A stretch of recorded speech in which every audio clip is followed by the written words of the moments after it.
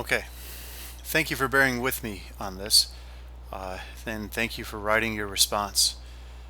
Now, at this point, you've seen some examples of embryonic stem cell research. You learned what Lauren could benefit from this as a patient with juvenile diabetes, and seen some of the differences between embryonic stem cell sources.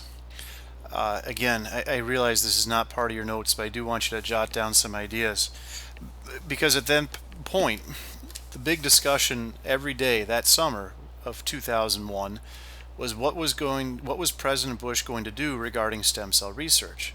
Was he going to provide full funding? Was he going to provide partial funding? Was he going to say, no way, we can't do any sort of research at all on embryonic stem cells?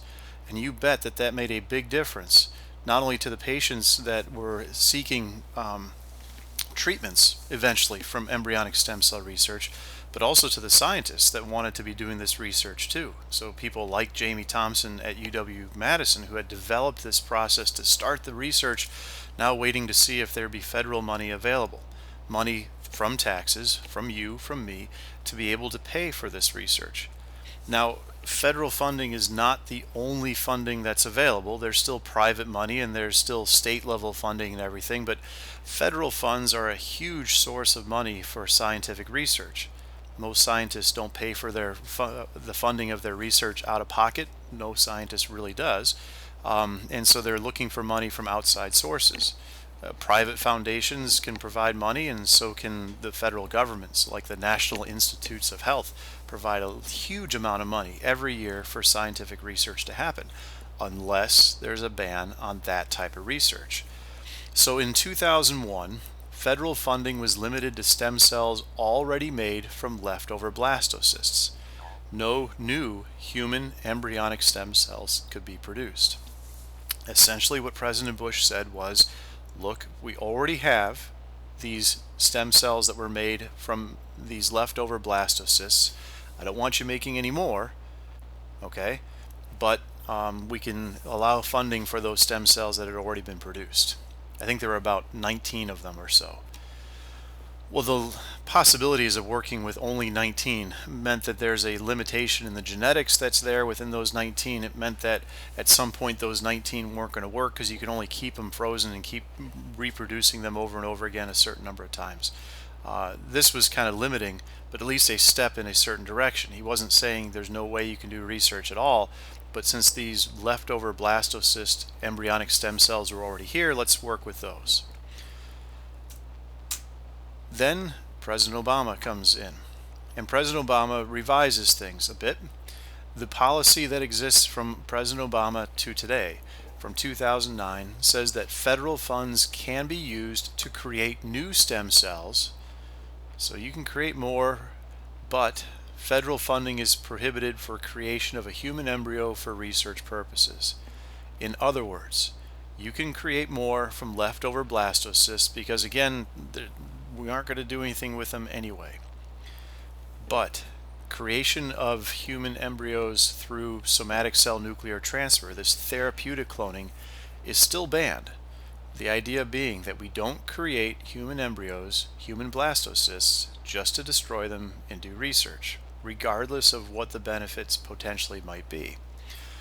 Well, you can imagine that this created a situation for scientists yet too that, okay, great, but now we don't have a way of being able to treat individual patients necessarily with this treatment because we don't have that perfect genetic match. And even then, remember, the federal law can state one thing, but other states can start to go above and beyond that. And you don't need to keep track of this list. There's no way I would ever quiz you on this. But I just want to show you that there are states that currently have laws on the books that ban reproductive and therapeutic cloning, just outright stating it. Other states ban reproductive cloning in particular. Other states ban the use of public money for reproductive and or therapeutic cloning. In other words, even though the federal government might allow federal money to be used for it, they might completely ban the use of money at all within that state for doing this type of research. And then states that specifically allow therapeutic cloning, including California that has their own big stem cell research centers that pours hundreds of thousands of dollars every year, millions of dollars into doing money or research using only state tax dollars. Well, again, this is limiting in some way because, again, you can do the research on these leftover embryo blastocysts, but they're not going to be a perfect match. They're going to give you some ideas about how human development works, and you can do some testing, but what sort of treatments are you really going to get from these that are a perfect match for an individual? And so researchers came along and they developed in 2007 a completely new way of creating stem cells that I think gets completely around this ethical issue. And the process that they developed, the type of stem cells that they developed, are called induced pluripotent stem cells. Induced, like inducing someone to have labor. Inducing means to push something along that was maybe not going to happen, but we're going to cause it to happen artificially. And remember, pluripotent describes these stem cells that have the potential to become everything except for the blastocyst. And so induced pluripotent stem cells, we're going to create something that wasn't embryonic stem cells to begin with, but now has the same potential as those cells. What does that mean? What they do is they take a somatic cell, an already differentiated cell like a skin cell, a cell that was already going to become more skin cells over and over and over again, but they take 4 genes and they add them into these skin cells. Now these 4 genes were very active back in the blastocyst stage, and so they reactivate them long after that stage. Cells that were already committed to be skin cells, but by adding these 4 genes back, or by reactivating them, these cells de-differentiate. And what that means is that they forget that they've decided to be skin cells or some other type of somatic cell, and they revert back to the embryonic stem cell stage. Pretty cool. I mean, the fact that you can tell a cell to forget what type it is and get it to go back to that embryonic stem cell stage, and then tell it to become something else. Tell a skin cell to ultimately become a heart cell or a nerve cell or something like that. What that means is that if we take a skin cell from you, now we have cells that are a perfect match for you, and we didn't have to create a blastocyst to do it.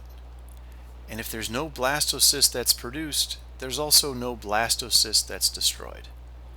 And this process was developed by 2 researchers, one out in Japan, Dr. Shimna Yamanaka, and then also another one at UW by the name of Dr. Jamie Thompson. Again, he's going to win the Nobel Prize here someday for the work that he's done on stem cells. But a completely new, novel way of creating stem cells without producing a blastocyst. And the vast majority of embryonic stem cell research that's taking place today is being done with iPS cells. Well, I'm going to have you watch another video here. It's linked again through the calendar. Thank you again for bearing with me. If you get through all of this today, fantastic. If you don't, that's totally fine, and we'll catch up together when I am able to come back.